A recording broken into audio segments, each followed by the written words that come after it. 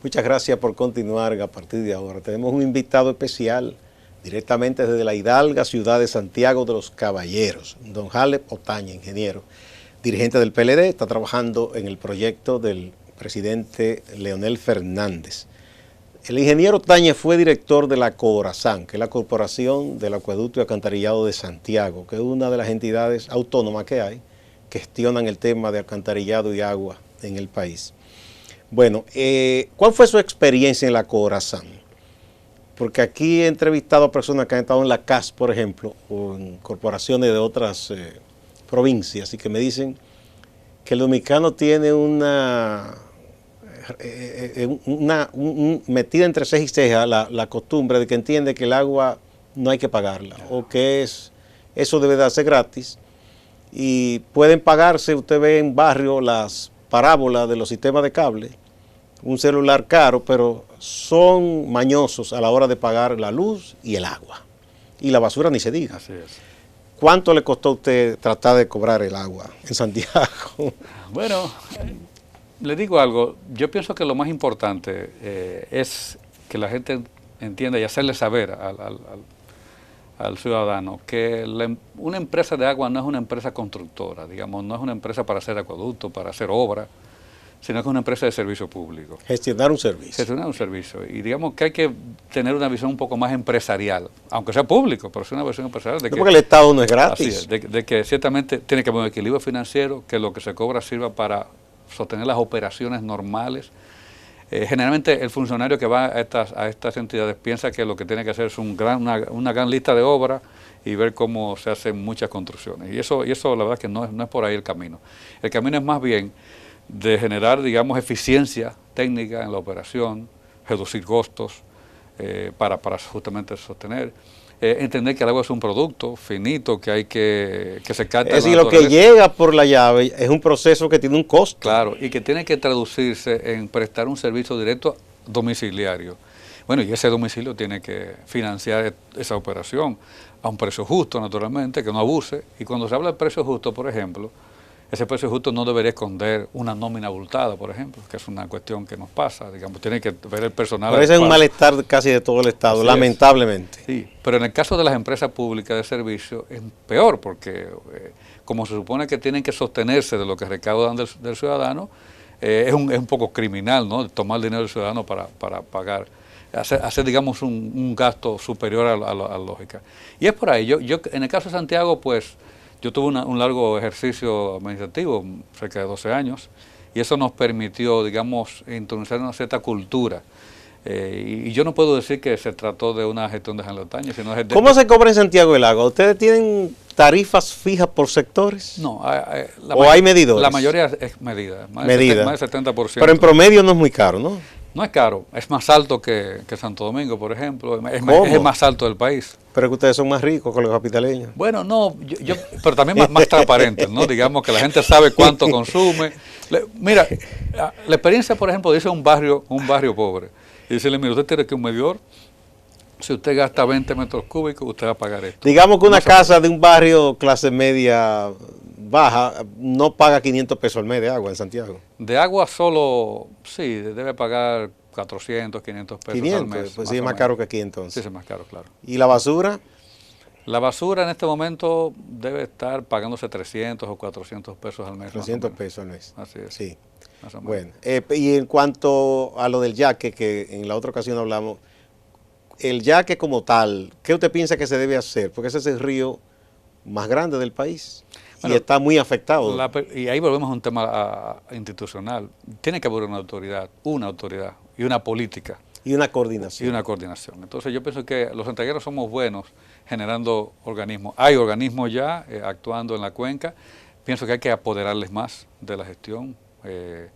El plan yaque, etcétera, eso ahí trabaja Ministerio de Medio Ambiente, ¿cierto? Medio Ambiente, las prestadoras de servicios, INAPA y también...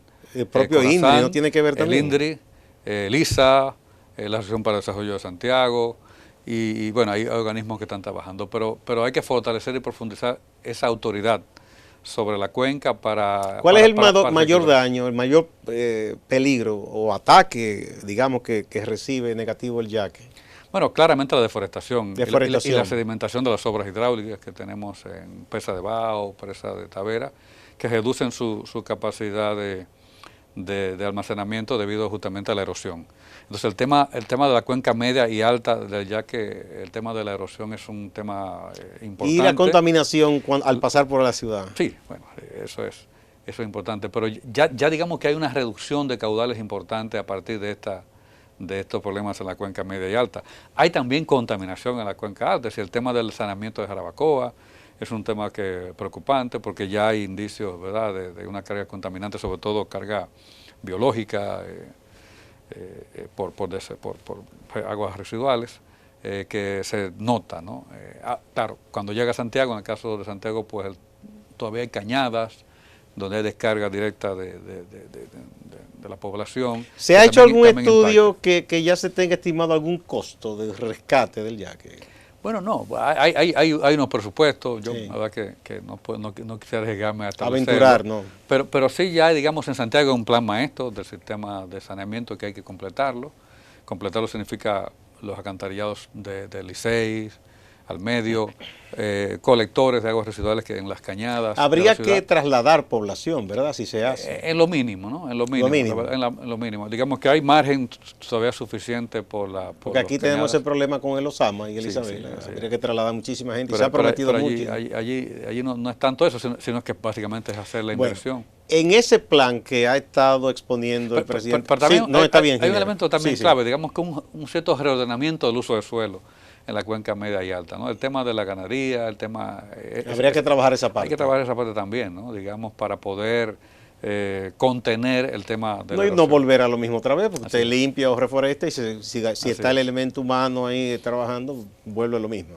Bueno, le decía, en ese proyecto República Dominicana al 2044, ¿cuáles son, digamos, los proyectos más relevantes que se contemplan para Santiago? Bueno, la región norte requiere un puerto en el norte, ¿no? Que no lo tenemos, un puerto de exportación. Ahí tenemos a Manzanillo, que se da muchísima vuelta. Y tenemos a Manzanillo. Que tiene condiciones naturales. Así es.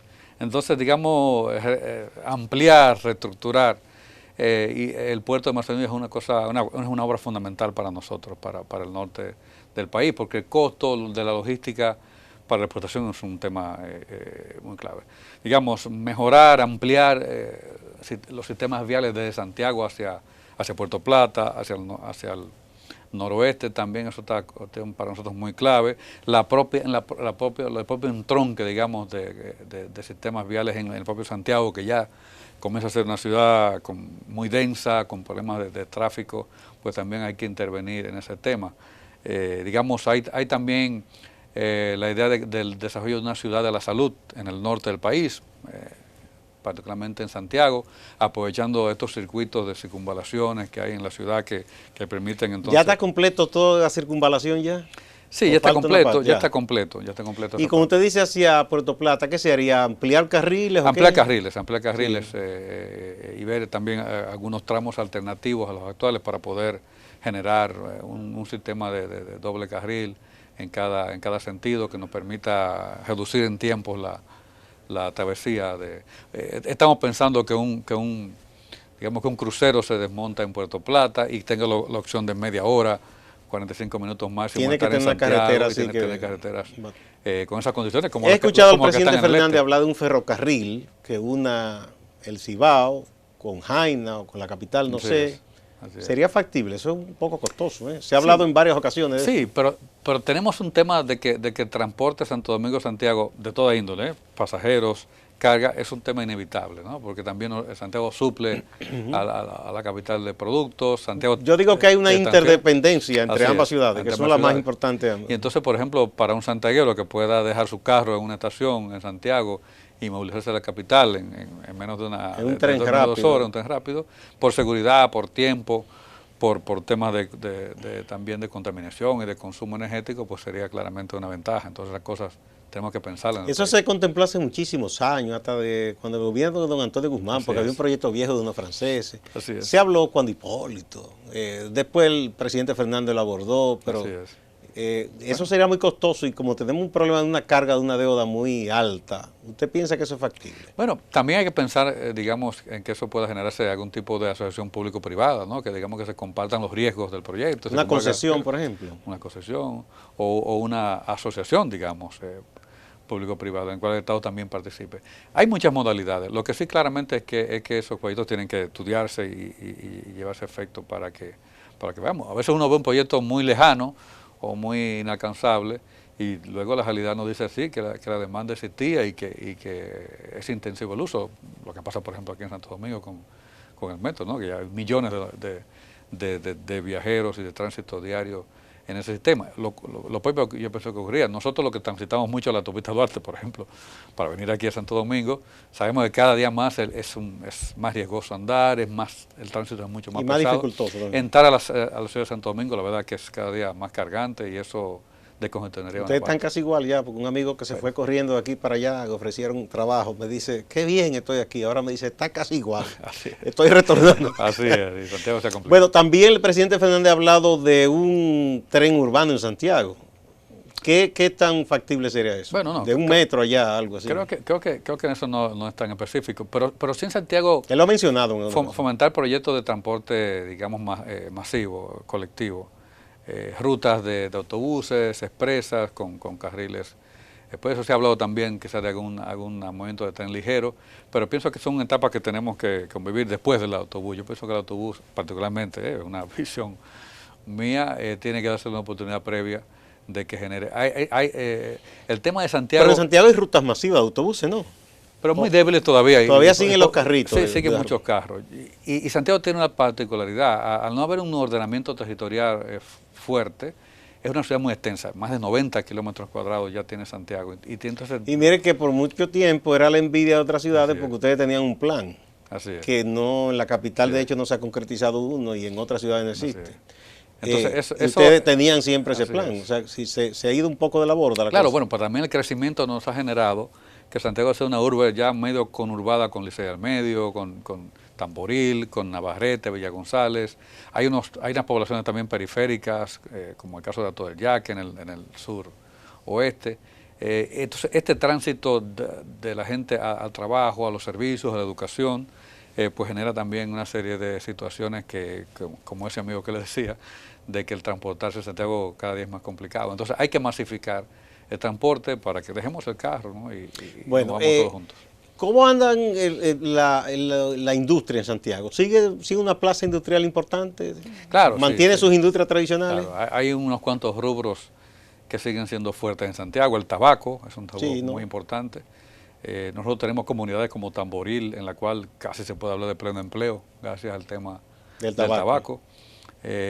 Tema también de manufactura, el caso del zapato, que la verdad que ¿La zona franca han derivado ahora más a la zapatería, más que a los tejidos?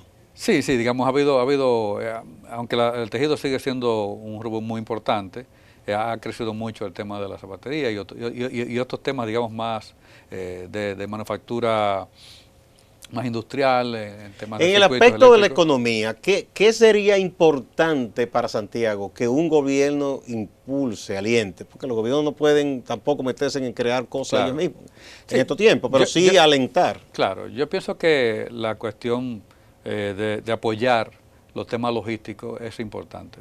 Lo del puerto, lo del tren. Los asuntos viales. Los asuntos viales, ese tipo de cosas. Seguir fortaleciendo el tema también eléctrico, de generar electricidad en el norte, también es un tema importante para digamos, que esa infraestructura apoye al emprendimiento. ¿El presidente Fernández cuenta con apoyo de los sectores empresariales de Santiago? Sí, claro. Nosotros, más conocido tiene. El doctor Fernández tiene casas donde pernoctar en Santiago generalmente, o sea, en ese sector. No pasa trabajo. Si se no ve pasa allá. trabajo. No, lo invitan. Le guardan el desayuno o la cena siempre que va por allá con nosotros, claro. Claro que ese aspecto, eso quiere decir también que si tiene esos amigos, también tiene buenas recaudaciones allá también. Bueno, esperemos que sí. Siempre esperamos que sí. ¿Quién se encarga de eso? ¿Usted?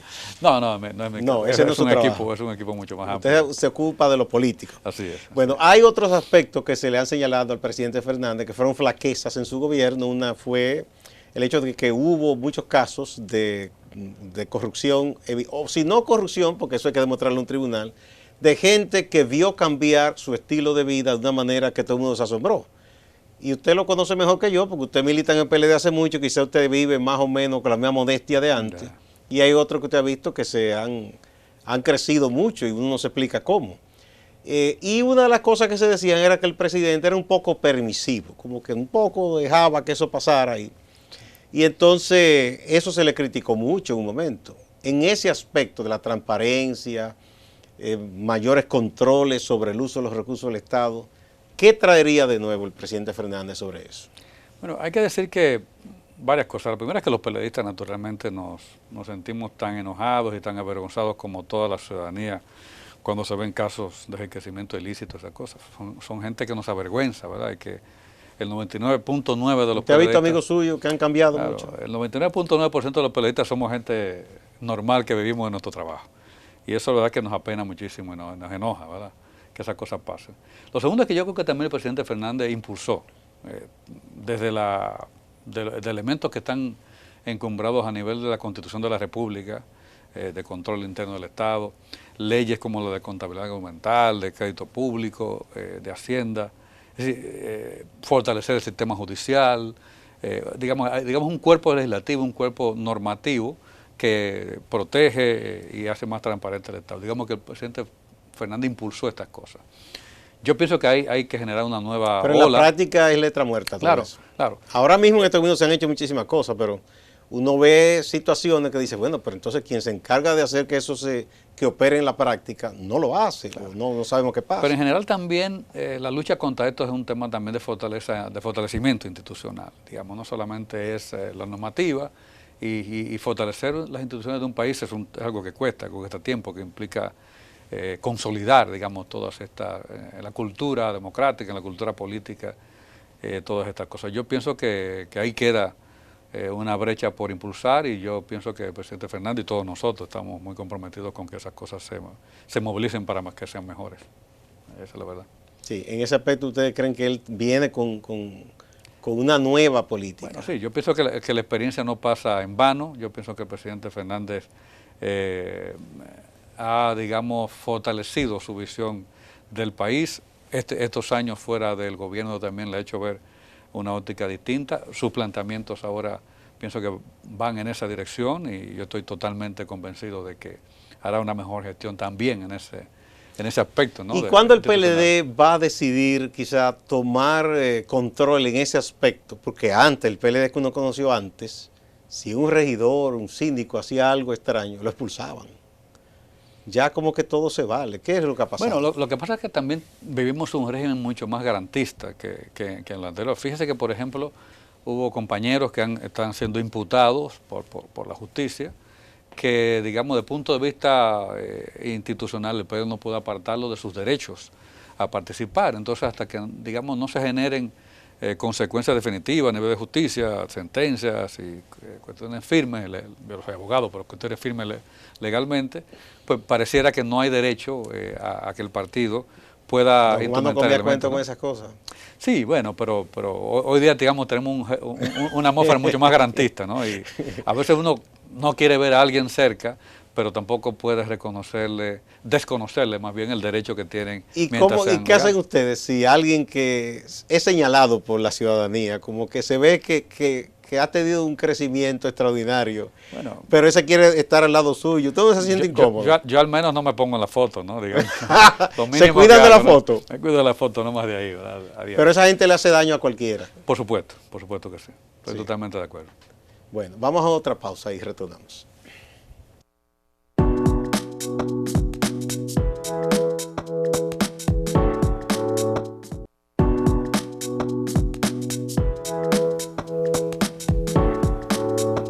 Muchas gracias por continuar en A Partir de Ahora. Estamos conversando con el ingeniero Hanlep Otañez, que es el presidente del Comité Municipal del Partido de la Liberación Dominicana en la ciudad de Santiago de los Caballeros. Fue director de la Corazán, es un miembro del Comité Central del PLD, pero sobre todo es uno de los estrategas fundamentales del equipo del presidente Fernández con miras a las elecciones primarias del PLD del 6 de octubre.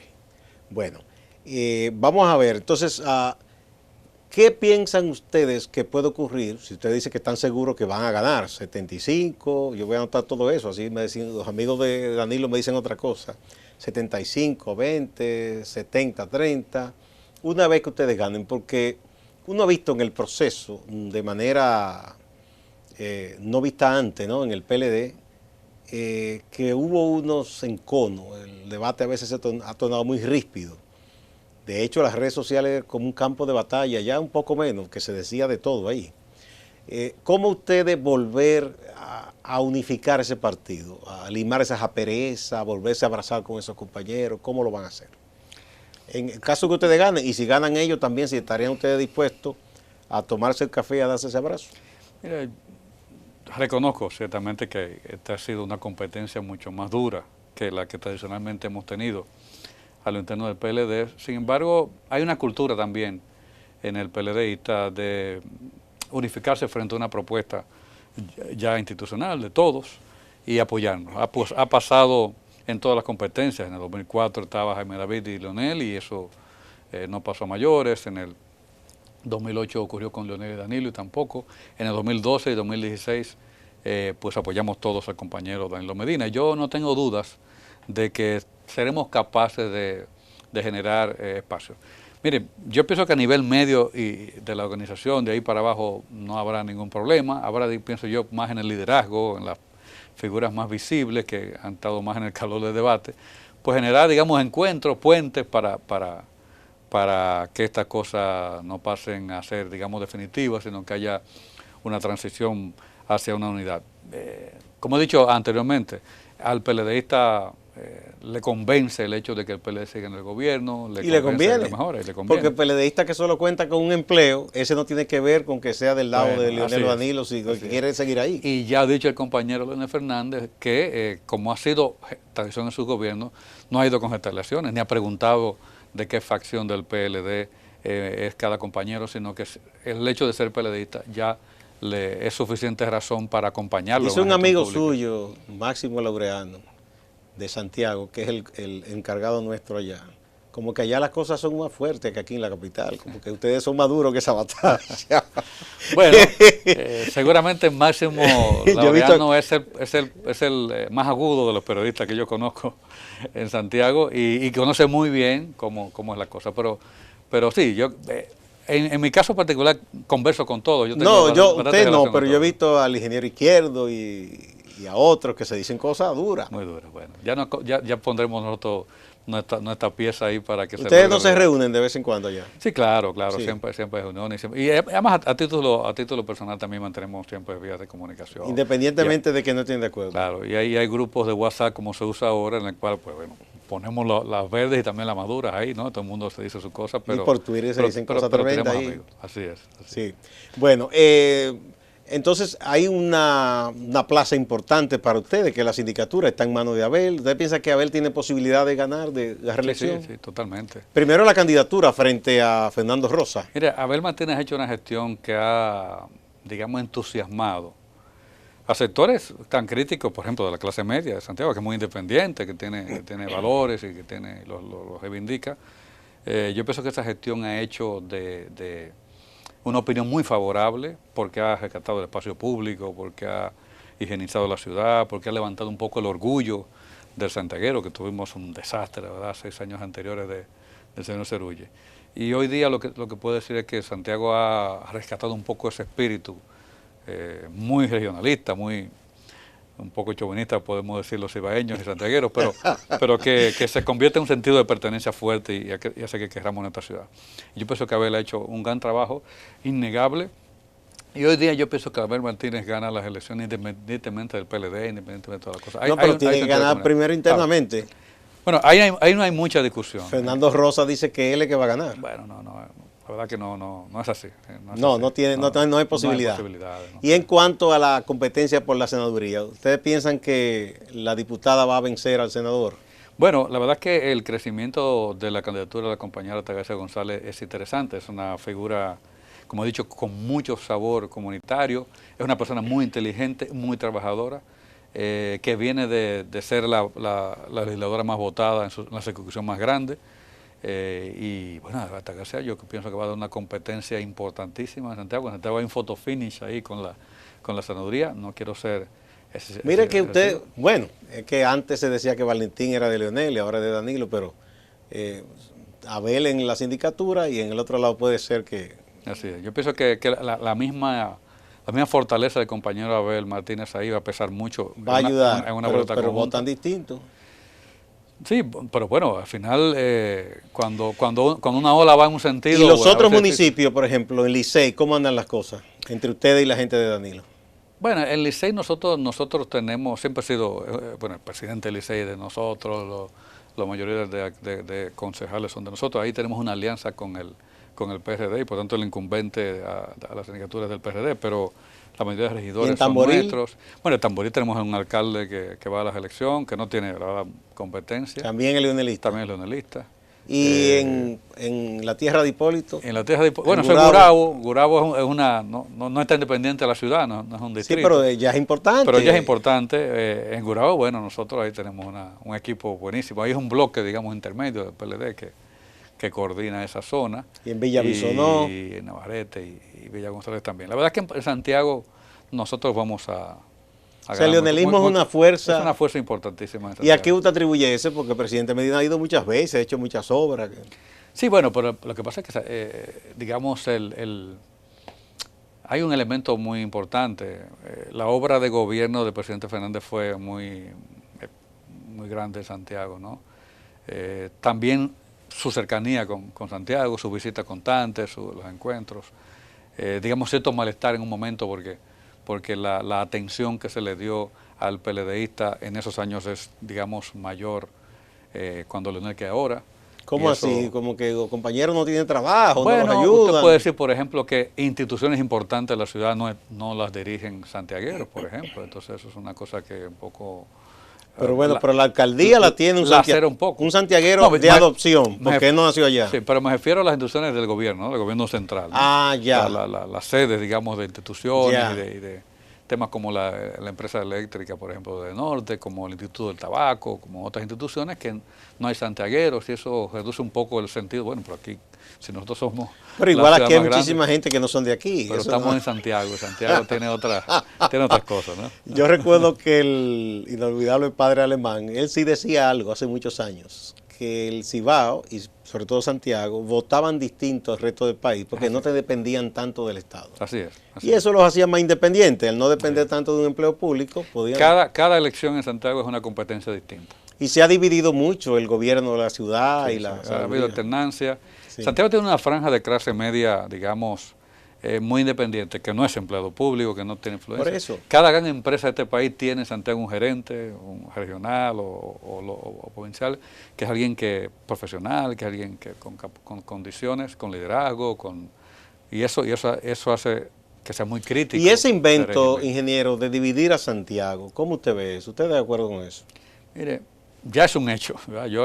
Yo públicamente, naturalmente, no estaba de acuerdo. Yo pienso que fragmentar nuestra comunidad políticamente no es lo más adecuado, pero bueno, ya es un hecho y lo que tenemos que intentar de que la gestión de ese distrito municipal sea orientada. Ahí habrá competencia también. Ahí hay competencia. ¿Con quién cuentan ustedes ahí? Bueno, fíjate que ahí la líder de esa zona es Altagracia González, ¿no?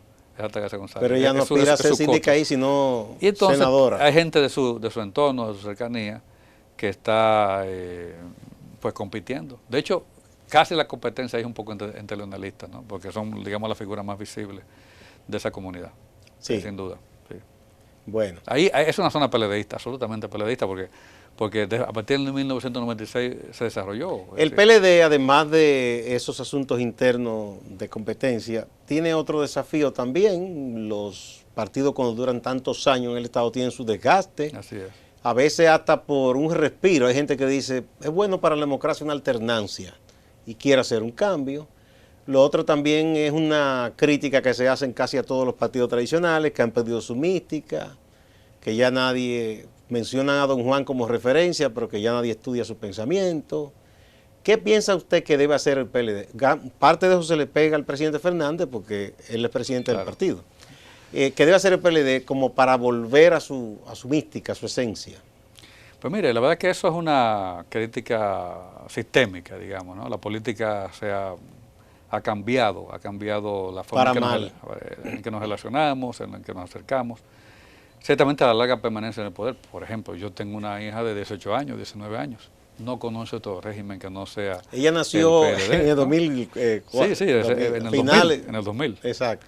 Entonces, esto hace que por supuesto la pregunta sea cómo renovarnos, cómo generar entusiasmo en esas generaciones nuevas que no tienen elementos comparativos, que ya no podemos hablarle de la crisis del 2003 de Hipólito Mejía, ¿no? que como referencia de lo que es los riesgos de tener una administración, digamos, que no estabilice la economía o la sociedad. Ese es el gran reto en la próxima campaña. Yo creo que los programas que ha hecho, la mirada que hace el presidente Leonel Fernández hacia el Bicentenario de la República, modernizando el Estado, generando otras políticas públicas, van a ser decisivos en cuanto a la comprensión que pueda tener el electorado frente a nuestra propuesta. La capacidad de comunicarnos ahí va a ser clave, observar cuáles son los medios. Yo el otro día estaba en Puerto Plata y me puse a hablar con 4 muchachas de Los Llanos de Pérez, es un sitio muy pequeñito ahí, camino a Puerto Plata. Y uno se pregunta cómo estos muchachos ven la política, cómo estos muchachos, qué información reciben, hasta qué medios reciben, qué opinan. Entonces eso es un reto nosotros poder transitar por ese sesgo. Quiero comprometerlo, ya nos tenemos que ir, a que me repita cuánto a cuánto que ustedes piensan que van a ganar. En Santiago, no, pero hábleme del país. Empiezo por Santiago. Santiago va a tener un resultado, Leonel Fernández, por encima del 75%. 75%. Y a nivel nacional. Y a nivel nacional por encima del 70%. 70%. Bueno, ya ustedes escucharon. Los demás amigos han dicho otra cosa. Vamos a ver quién tiene la razón. Muchas gracias, ingeniero Hanlep Otañez. Les deseamos feliz regreso a Santiago. A ustedes, amigas y amigos, no se vayan, que hay más en Acento TV.